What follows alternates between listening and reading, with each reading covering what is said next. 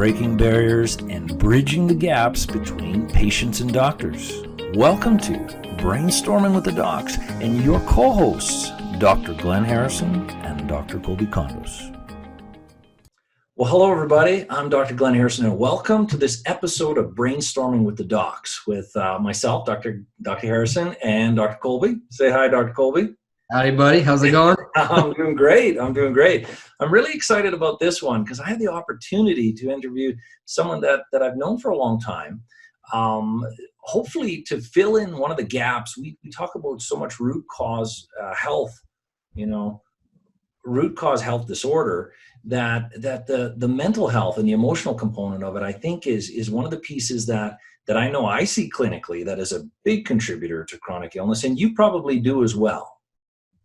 Oh, definitely. Yeah, I think that after looking back through all of our stuff, we've definitely maybe not done as good a job as we could have about maybe showing some of the other options as far as like the benefits of getting some emotional coaching or some mental stimulation therapy, whatever you want to call it.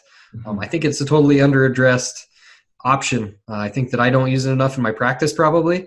And after watching your interview with her, I think that that's probably something that I'll start to implement. Yeah, and she has some resources too. So my interview was with Carrie Thrall, owner and founder of ABC Coaching. She's a certified, board certified coach and wellness specialist. And here's what she has to say.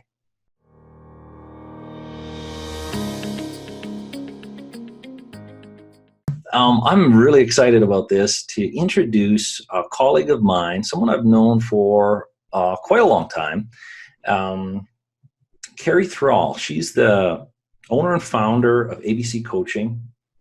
She partners with many people, and a big thing that she's focusing on is burnout and helping people get past that, helping people be able to live well. She's definitely a master coach. She's been doing so much. She's worked in veteran affairs as a therapist, worked with PTSD. Now she focuses her work on helping people thrive and getting out of their own way. I absolutely love that. And again, she's the owner and founder of ABC Coaching. She's certified as an associate, she's a certified coach, a board certified coach, and a wellness specialist. She lives in Colorado with her family. She has a 3-year-old daughter, and today we're going to get into so much. So I want to welcome you on, Carrie. Awesome, glad to be here. Okay, so thanks for coming out. I know you're super busy, and I know in the times that we're dealing with it right now, there's so much going on, and in our clinic, what we do in our clinic, functional medicine. We're always looking at the physiological outcomes or the causes of mindset problems and emotional disturbances and things like that. But what you're doing, I think in your profession, you are like the silver lining to this whole world. Hopefully more and more people are going to look at your services and what you can do to help them. So I know you have diverse interests. I know you, and when I was reading your bio, I didn't even know you were a gamer. Yeah, love video games. They're so much fun. But your 3-year-old daughter gets in the way sometimes? Oh, for sure. She wants to watch her own videos, not watch me play a video game. I see. So a few things. I want to jump right into it. We have some great talking points.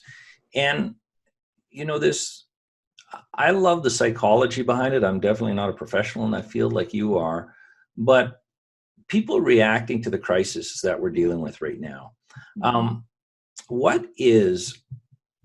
During the situation, what should people be doing, or how can they change their reaction to the crisis? If that's a question. Yeah, well, it's a bit complex because first people have to understand how they're reacting to the crisis. I mean, sometimes people aren't even aware of the unhealthy strategies that they might be incorporating, thinking it's just the way you cope, because when we learn to cope pretty early on with stress. And it's almost like learning to ride a bike. You learn the skills, you pay attention to the details, you really start to get the mechanics down, and you start to get into habits. riding your bike without your hands and, popping wheelies and all that kind of stuff until something happens. And then you have to reassess and say, okay, let me get back to the basics. Right now, we're in that kind of moment where people are reassessing the way that they're coping, especially since we have limited ways of coping. So like healthy coping might be for somebody to go out on a big bike ride or go out into nature and get out in the world, go socialize with people. And there's restrictions put on those coping strategies. So a lot of times people will revert to some of those unhealthy strategies in the process. What would be a good example of an unhealthy strategy that you've seen clinically and in your practice recently? Yeah, a lot of people that I'm working with are saying, I've had a hard day, so that extra glass of wine is nice to have with dinner.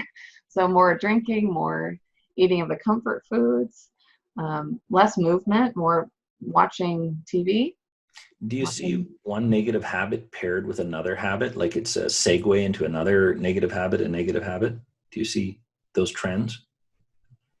Yeah, I mean, I've had people say that, hey, I found myself just having like one drink of wine with dinner, and then suddenly I noticed that I was getting more into the harder stuff, and then suddenly I noticed that it was, not just with dinner, it was during the day. It started to get worse because it's like, again, that strategy worked. So my brain starts to say that strategy worked to make this discomfort go away. So use it more. So then it turns into more of almost like an addiction. It can. An Yeah. addiction to that habit. Yeah. And then because of those habits, those negative habits, when you're working with someone and you see that their outlet or their management strategy is to go for a bike ride or to go for a jog, and now they're shifting gears into having a drink in the evening, if we just use that example, and then it turns into another one. How do you help them navigate out of that? Simply? Yeah. So what I'll do is I'll talk with somebody and say, okay, let's think about what this coping strategy is what need it's meeting for you. Like, so is it that right now you're feeling so overwhelmed with just the nature of the situation that numbing things out is what you're looking to do instead of finding a way to healthily get rid of that excess energy that stress produces? You're finding this way to just avoid and numb out. Let's figure out what you can do to re-engage and say, okay, I'm going to manage this emotional process and find, again, a healthier outlet.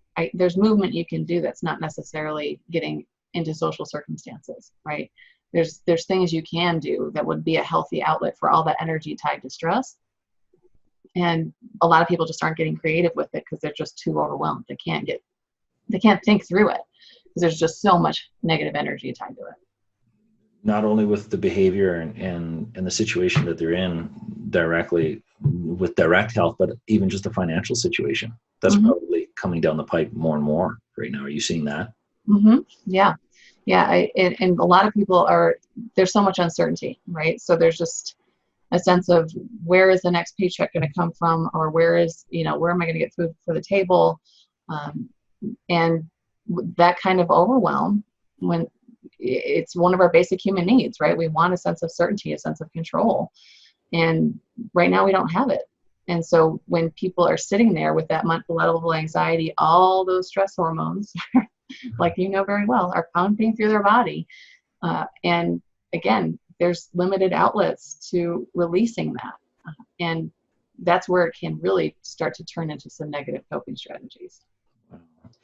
And I know it creates a lot of negativity. When there's uncertainty, most people tend to lean more into the potential negative outcomes versus the potential positive outcomes. Why is that?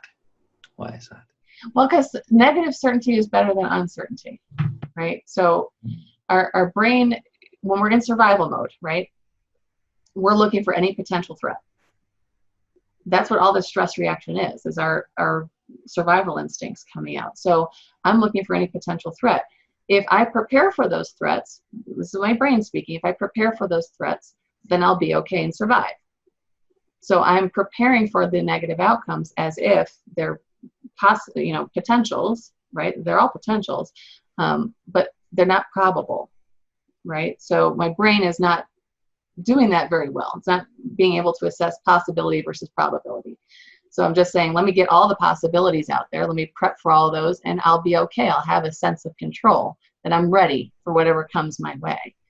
But it's a false sense of control, because what I'm not doing is what I could do today. Like, I'm not doing just general coping and general living today because I'm worried about all these potential threats. I see. And I know there's a lot of business owners that listen to our podcast and our video cast.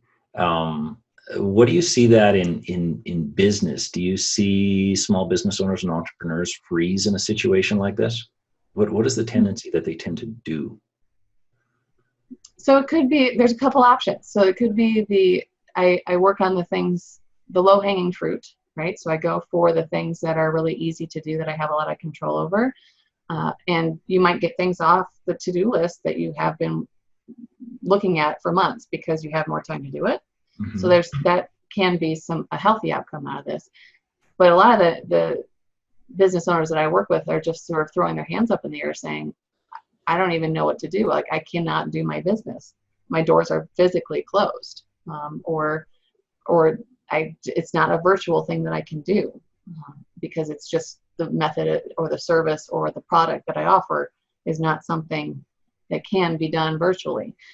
So there's a lot of people that are sort of moving away from their business and not saying, okay, this is the time to re-strategize, commit to the business plan that I want to create, replan the goals, think about like what happens when normal comes back.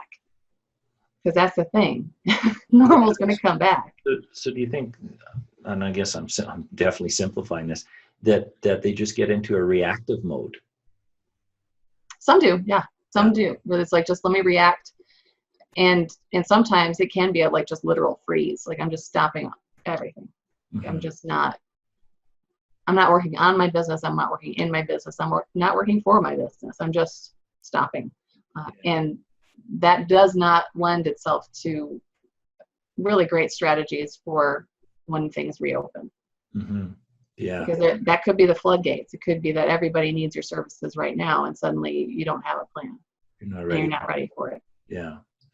And because everything kind of goes into a negative, or tends to a trend of negativity, I know you talked about gratitude, mm-hmm. helping people pull out. How does gratitude work in that regards? So this is being able to look at what can I appreciate about this moment? Where can I grow? What can I learn from this moment?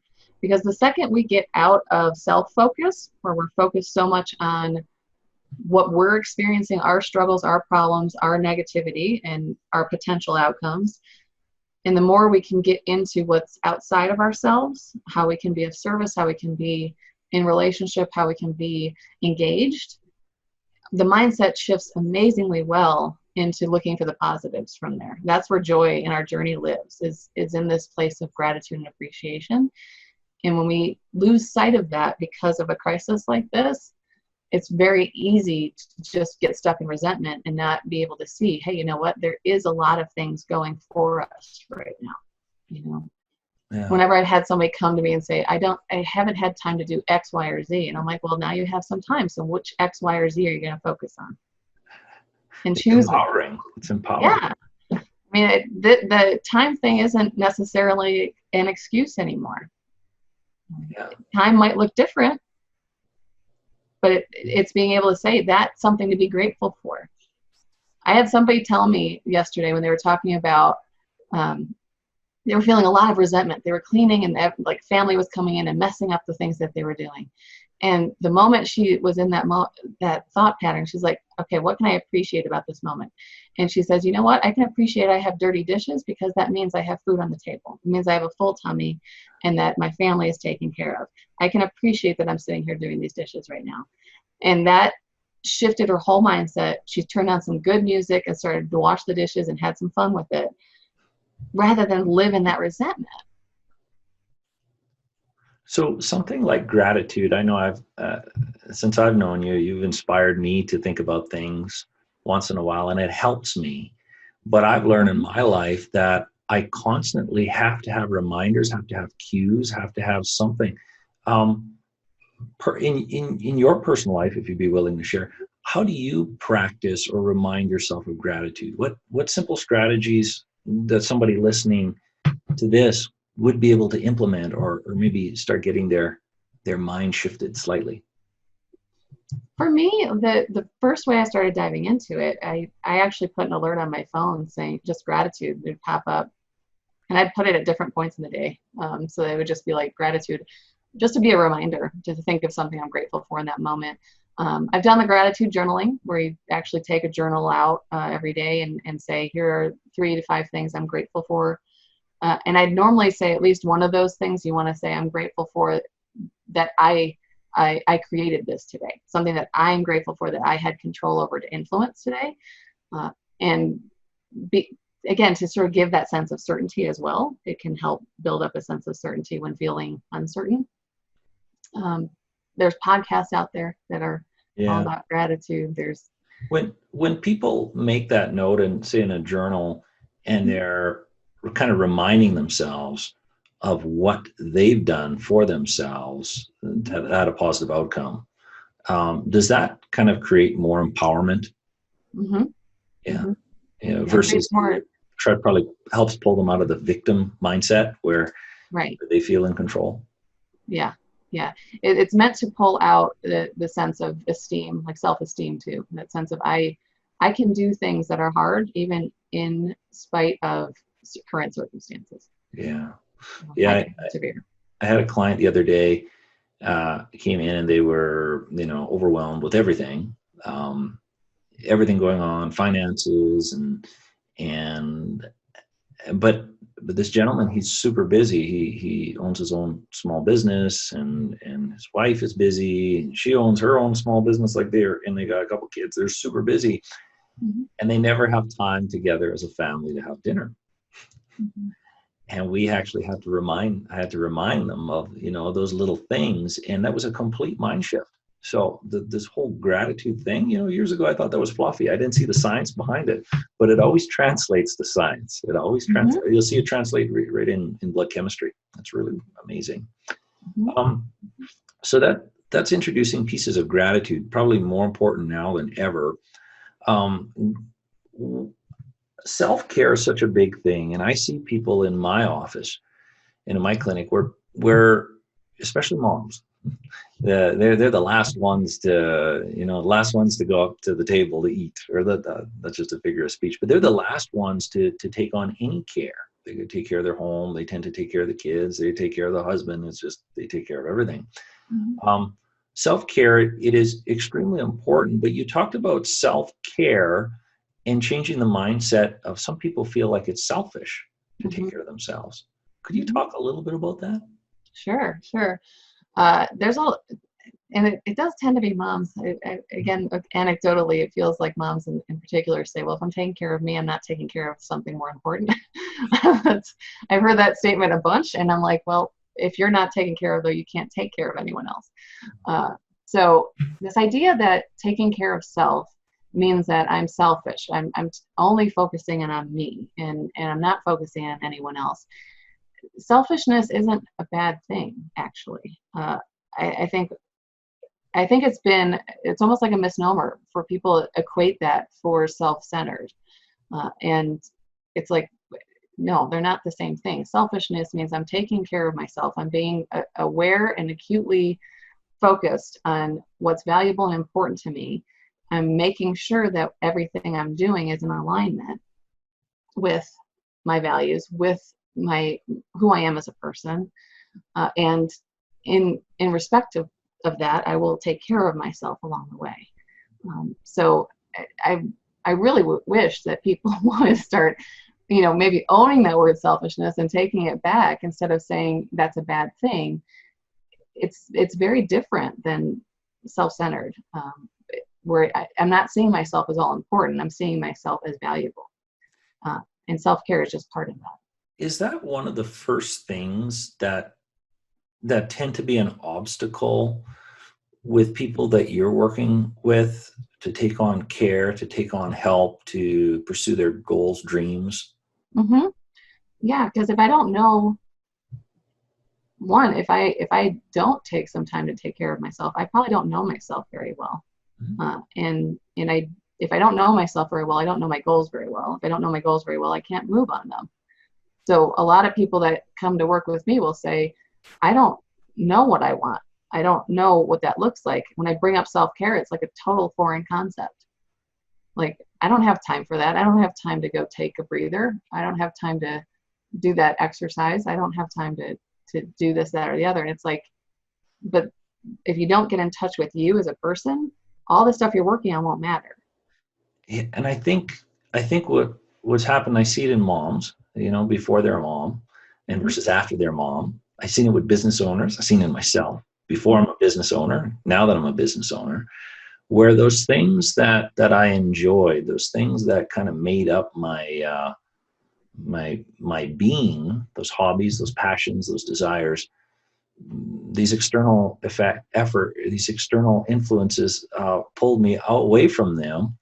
And I actually, with time, I would actually lose the interest in those things, losing myself until I forced myself to get into those things again, or do those things, or promote self-care and self-help. And then I come back. Then my personality comes back. Have you experienced any of that, before being a mom and after a mom, getting pulled in different directions? Oh, yeah. Yeah. I mean, I can say, like, before being a mom, I definitely, it's interesting because I'm like trying to think about self-care in particular, but I definitely was driven towards knowing myself, knowing what I want, and going for it. And I still have that, but now I do have this distraction, like this external focus that's valuable to me. That means the world to me, right? Like, my daughter means the world to me, but you can lose yourself in it. I can say that you can lose yourself in whatever role you play, whether it's being a business owner, whether it's being a parent, or even just, in relationships. I've had people sort of just lose themselves to try to make the other person happy. And it's then you almost get a sense of guilt when you start going back to what it is that you value. Yeah, because it's so foreign, suddenly so uncomfortable. What if someone has never, and I can use this clinically, hopefully as well, whatever you can give us, if someone has never ever, well, we'll say the mom that it's been so long since they were able to give to themselves, pour into themselves, do something for themselves, even have a bath for themselves. Are there any strategies, any concepts that could be used to get them to start focusing on themselves? I think the first caveat to that, I think there's things you can do. I think the first thing I would say is, if you value your role as a parent, you have to value yourself as a person first. Because if you aren't taking care of yourself, you won't be the best parent you can be. You just won't. You won't be the best business owner you can be if all you're doing is working 24/7. No. You won't be the best spouse you could be if all you're doing is trying to make the other person happy and not being yourself. I mean, that's the first mental shift I work with people on that are struggling to say, I want to engage in some care for self. After that mental shift has happened, then it becomes the time factor. That's where people say, well, I don't have time to go for an hour-long massage, or I don't have time to go, or right now we can't go for the hour-long massage. But being able to say, well, you can, though, take 5 minutes and do some breathing. Like, you can start focusing on your breath and noticing if you've been holding it all the day. Because if you've been holding your breath or breathing really shallowly, you're just not going to get the energy and focus you need to do anything. So I'm like, even if you have to lock yourself in the bathroom for 5 minutes and just look at yourself in the mirror and put your hand on your chest and your hand on your belly and take some breathing and notice if your belly hand is moving or your chest hand is moving. Just do that for 5 minutes and make sure that you work on getting the belly breathing happening.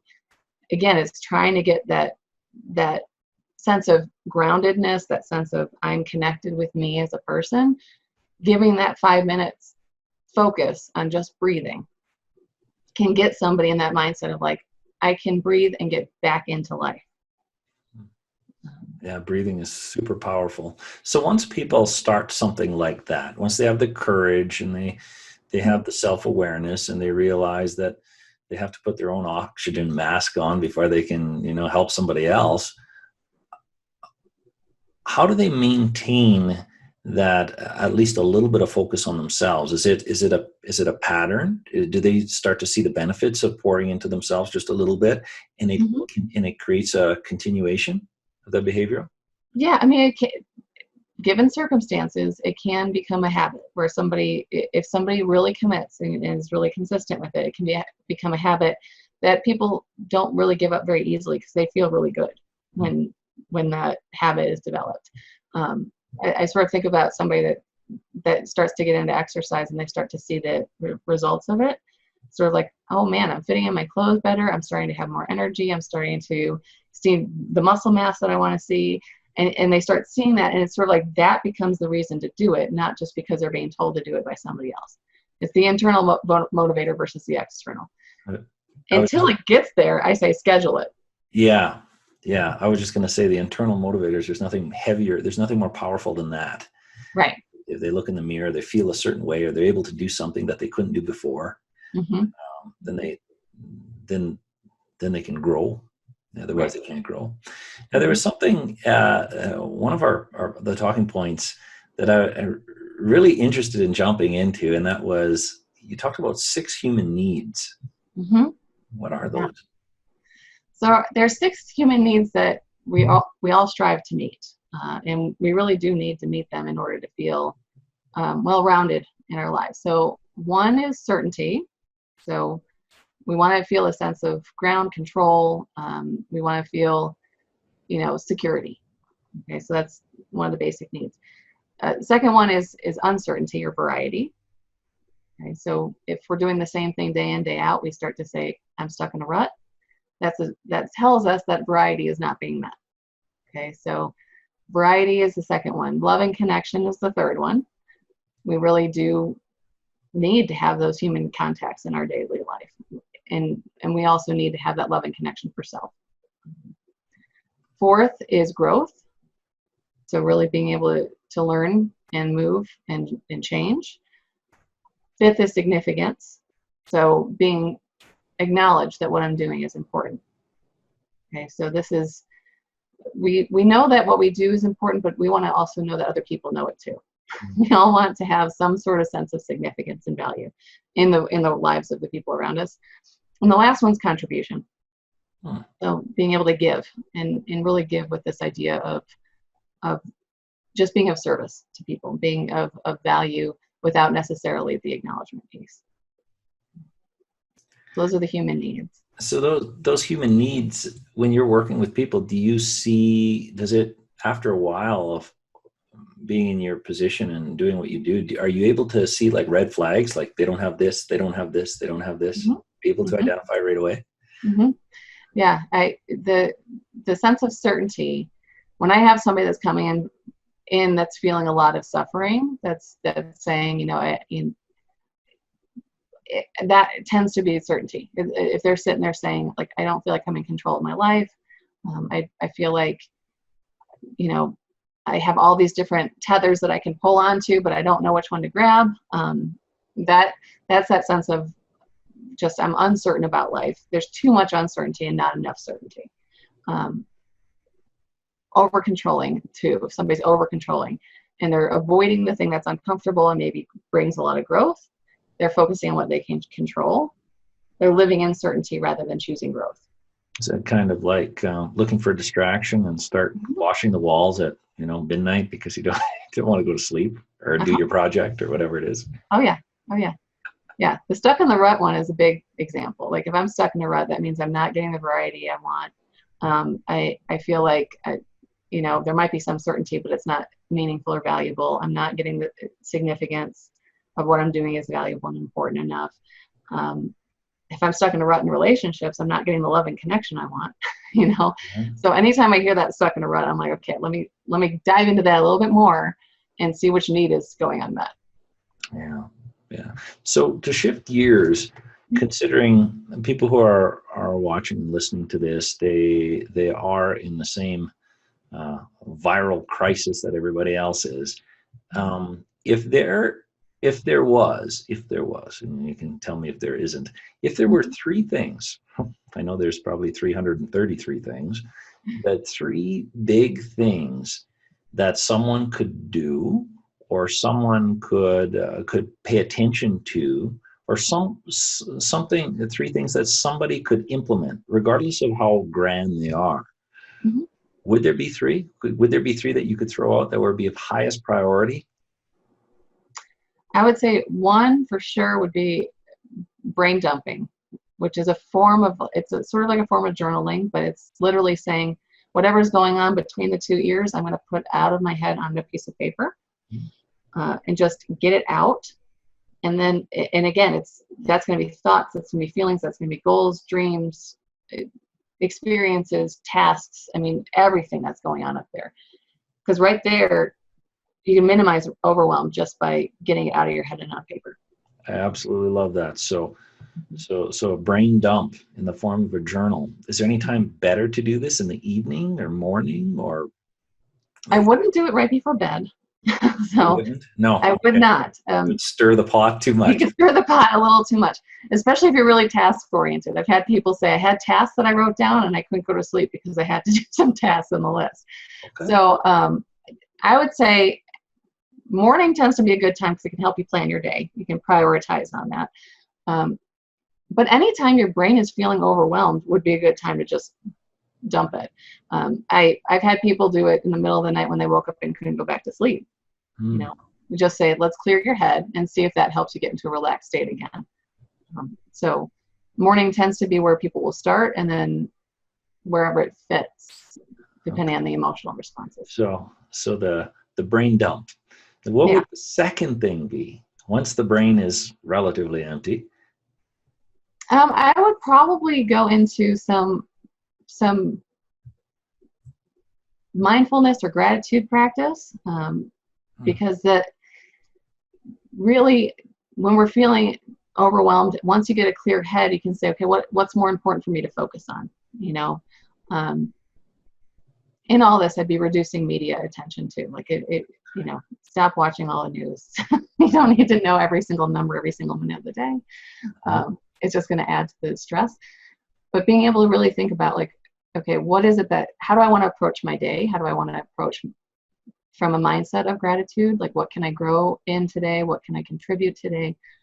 That's going to bring out a sense of happiness and joy that will help fuel the day in the direction you want it to go.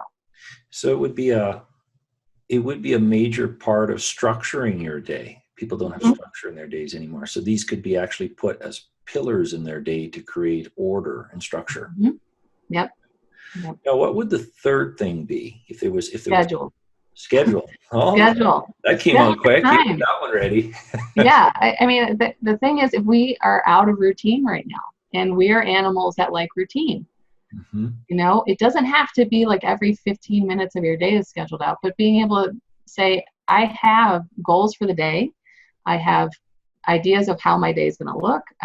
Again, that's something you can control, and getting that sense of certainty grounded in something real is valuable. I know for myself, like getting my calendar back out, like for 2 weeks, I'm like, I didn't even look at my planner, and I'm sitting here going, what's happening? Like this, I'm not getting anything done that I want to get done. And I have more time right now. Or having too many planners, where I'm sitting here, I think I have like 3 of them on the go. I don't know where anything is. So maybe just keeping it to one planner. One planner. Yes. No, that's absolutely great. I think these 3 things I'm going to be jumping into right away. Thank you so much for that. That's going to help a lot of people. There's another thing, and I know, when we talked in my clinic and how I asked you in the past at meetings of how can I enhance or reveal or show people of the benefits of coaching. I know you gave us a lot of golden pieces here to jump into, so that gives them a little bit of an example. How would you how would you explain it? Is life coaching worth it? Is wellness coaching worth it? If you could. Yeah, it again, I might be biased here. It totally is worth it.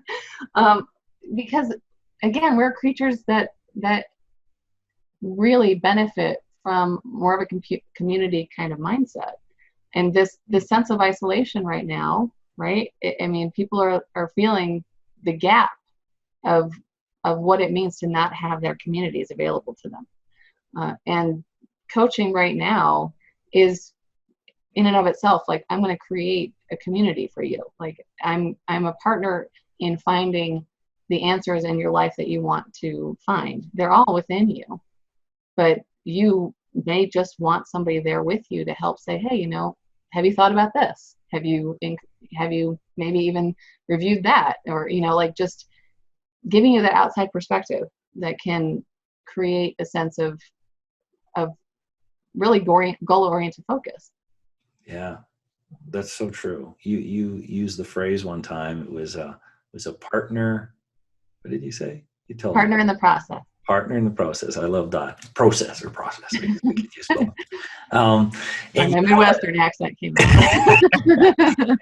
and you have a few projects on the go. One that you're just buttoning up. I guess that's an accountability piece there. Stress to resilience training. Tell me a little bit about that and what that looks like, if anybody listening or viewing would be interested in exploring that. Yeah, so stress to resilience training, it's going to be a 6-session program that either can be done in a group or individually, and it'll be virtual. So again, we'll be keeping our distance, but hopefully connecting at the same time. And the goal of it is to be able to start to reflect on 6 different areas of, like, okay, how are my thoughts creating struggles for me? How are my emotions creating struggles? What are my goals? How do we'll spend a whole session on these 6 human needs, and how do I make sure that which needs are getting met, which ones are going unmet, and how do I reallocate resources for that? Really focus attention on developing relaxation skills. So each session, there's going to be a specific relaxation skill that we practice in session that I'll record and put up on a Facebook group that everyone that's part of this will be part of. And it's just, you'll get a workbook, you'll get me, and you'll get a group or a community of people that are all wanting to build up their resiliency to facing stress when it comes up. There's probably no better time than now to be looking at this, because I see it all the time clinically where people, they got all these health issues going on and their mind is in the dumps. So then we try to figure out, are there health issues creating the mind problem, or did the mind problem create the lifestyle and then the health issues, or the health issues directly? And so many times it was something traumatic or some problem that happened earlier on in life, or some emotional trauma, and it just turned into a snowball. And I again, I'm not the clinical person here with regards to this, but could you foresee some of the stressors that are going on right now creating unless they're corrected or managed, could you foresee some of the things going on right now lasting a lot longer? Yeah, I mean, this is a traumatic situation that we're all in. We're not necessarily in the same kind of circumstances as some people that I've worked with in the past, like combat veterans that have been like day in, day out facing death. But this is one of those moments where as a world, we're facing a international health crisis, that people are dying. And so there's a lot of fear, there's a lot of uncertainty, there's a lot of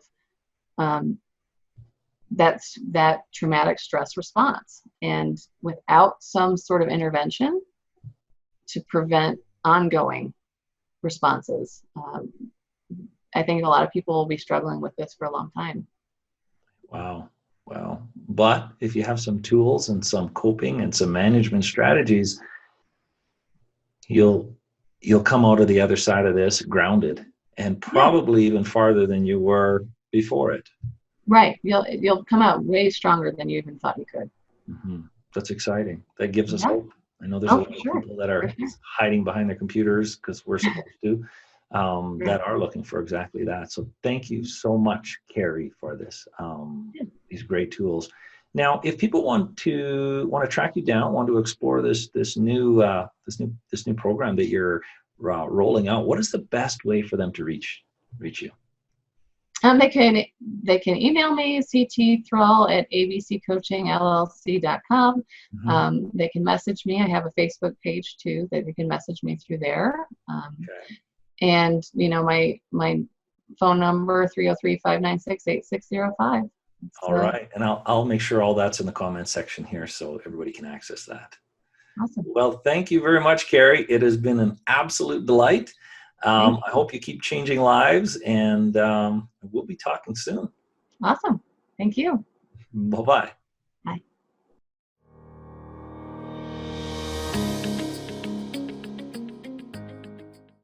So Dr. Glenn, after that interview with Carrie, great interview, got a lot of good information out of that, took a lot of take-home stuff, not only that I'm going to implement in my personal life, but also things that I can start to implement even in my practice. So after you got done with your conversation with Carrie, were there any like big grand take-home points that you were like, aha, this is what I'm going to do. This is a point that I'm missing. This is something I can bring both into my life and into my practice that is going to dramatically improve my outcomes with my patients? I think there was. I think there was a lot of aha moments, actually more than I would have expected. Like I know Carrie from before. I've known her for a few years, and she's amazing at what she does, and she's only getting better. But I think some of the things is right where she started to cap things off, some major takeaways, like the brain dump, or that's how I'm interpreting it. I think that was extremely helpful. When I have been challenged or stressed, I found myself doing some of that, and I would find relief to it. But maybe I didn't realize how important it was to do something consistently like that. So I think that was a big part of it.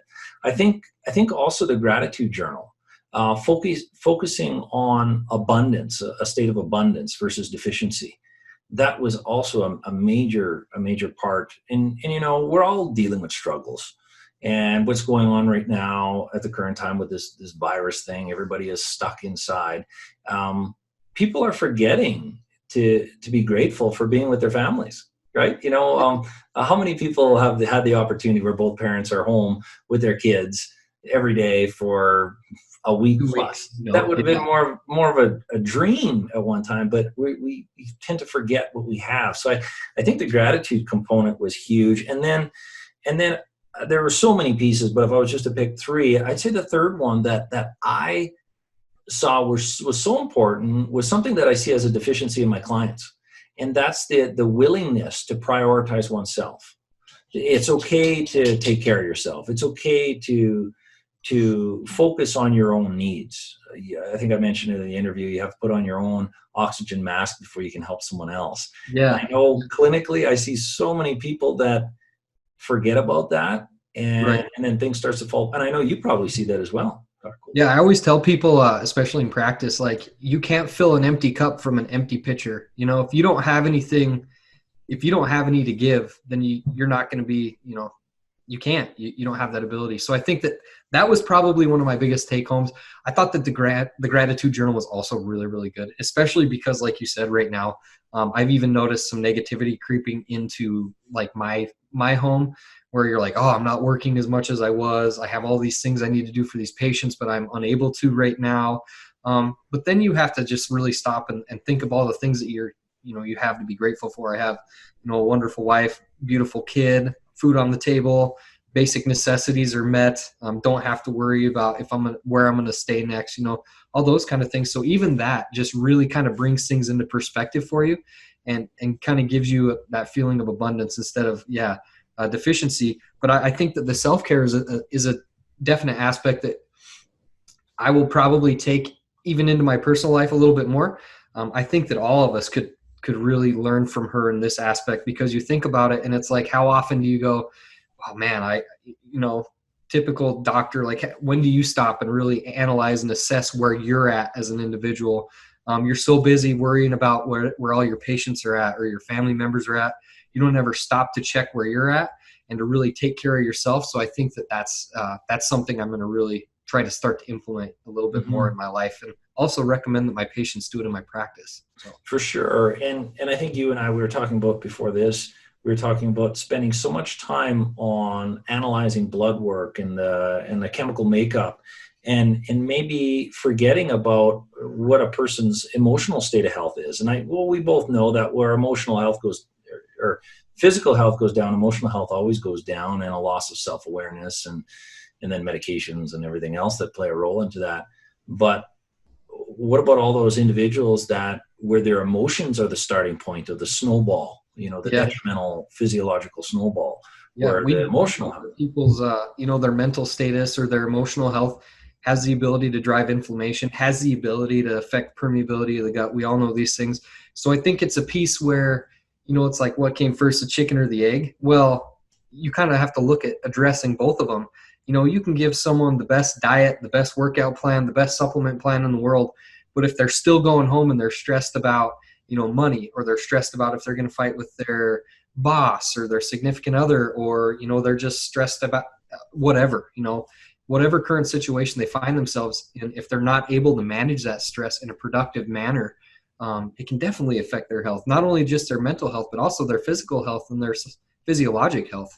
So it's definitely something that I feel like I have not done a good enough job maybe sending people out to. So I'm going to probably look at implementing some of that in the future. Yeah. And Carrie, all of her contact information will be below in the comments. She also highlighted an online program, a remote program, so she can work with people anywhere in group settings. And she has a course that's coming out. Actually, I've been I keep prodding her and wondering when she's going to get this course out. And I think, by the time this airs, her course is going to be out. So all of her contact information is below. She's a huge resource. We're so grateful she came on to join us. And I'm looking forward to the next one, Dr. Kolby. Yeah, we'll have to do more of these interviews. I think they're really fun. I think that, and it gains perspective other than our own. But then again, if you guys are new to the channel, if you're new to the podcast, and it's your first time and you have questions about your common health concerns or conditions, give us a like and a subscribe and turn on notifications, because we are going to continue to let out new information on whatever topics we pick. And if you are suffering from something, we want you to be notified when that information comes out. You can get a hold of us. Our contact information will be in the link in the description as well. You can find us on my website. My website is www.northlakeschiropractic.com. You can find us on Facebook, which is North Lakes Chiropractic and Functional Neurology. I know Dr. Glenn has got a great website with a ton of useful videos on there. He's going to give you his website right now. Yeah, www.drgharrison.com. A lot of info on there. We can work remotely with a lot of cases. So there's a lot of resources. So, and then also brainstormingwiththedocs.com. You can reach both of us. Yep. Info brainstorming at the docs goes to both our phones. So hit us up with questions, comments, or concerns. Until next time, man. This was good. Let's do another one like this. I loved it. We will. We'll talk soon, Dr. Kolby. See you later, buddy.